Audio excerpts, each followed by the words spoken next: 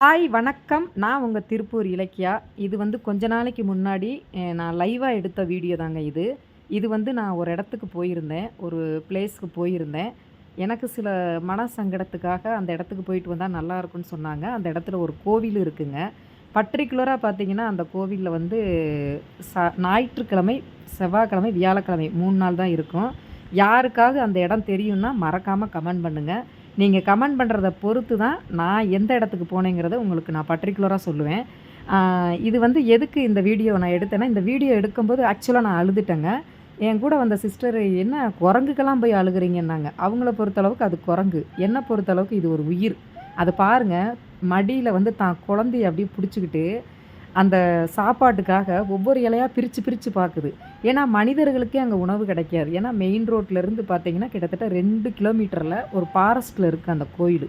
அந்த கோயில்ல வந்து பார்த்தீங்கன்னா, குரங்குகள் நெறையா இருந்துச்சு. ஒரு 20 நாய்க்கு பக்கம் இருந்துச்சு.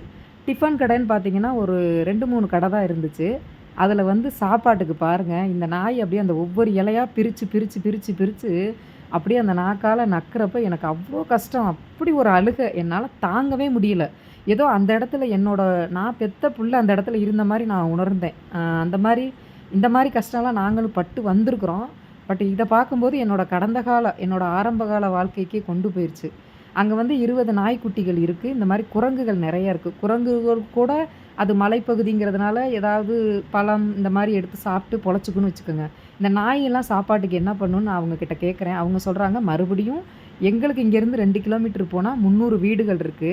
அங்க ஒரு சில நாய்கள் வரும். ஒரு சில நாய்கள் இங்கேயே தங்கிரும். அப்ப இந்த கோயில் எப்ப திறக்குறாங்களோ, அப்பதான் இங்க சாப்பாடு கிடைக்கும் அப்படின்னு சொன்னாங்க. நான் அந்த கடவுள்கிட்ட தான் வேண்டிட்டு வந்தேன். கடவுளே! உன்ன நம்பி இருக்கிற இந்த வாயில்லா ஜீவன்களுக்கு அ தினமும் ஒரு வேளை உணவாவது எப்படியாவது ஏதோ ஒரு சூழ்நிலையில குடுங்க அப்படின்னு சொல்லி, நான் என் கஷ்டத்த வேண்டிக்கிறதுக்காக போனேன். எனக்கு மனசு சரியில்லைன்ட்டு போனேன்.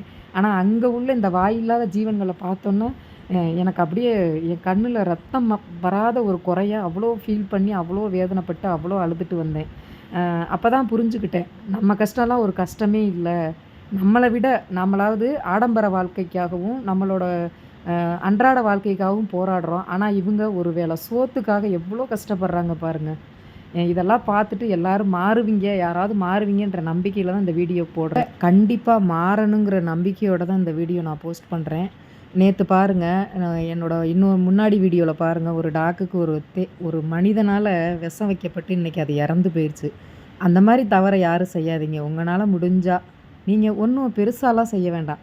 நீங்க வேண்டான்னு மிச்சமா டிச்சுலயோ, கழனியிலயோ போடுறீங்கல்ல, அந்த சாப்பாட இந்த மாரி வாயில்லாத ஜீவன்களுக்கு, உங்க வீடு மொட்டை மாடியில கொண்டு போய் வச்சீங்கன்னா, காக்காவுக்கு, குருவிக்கு, இந்த மாரி பறவைகளுக்கு பயன்படும். இந்த மாரி குரங்குகள், இந்த மாரி இவங்களுக்கு பயன்படும். ஓகே, நன்றி. இந்த இடம் தெரிஞ்சா மறக்காம கமெண்ட் பண்ணுங்க.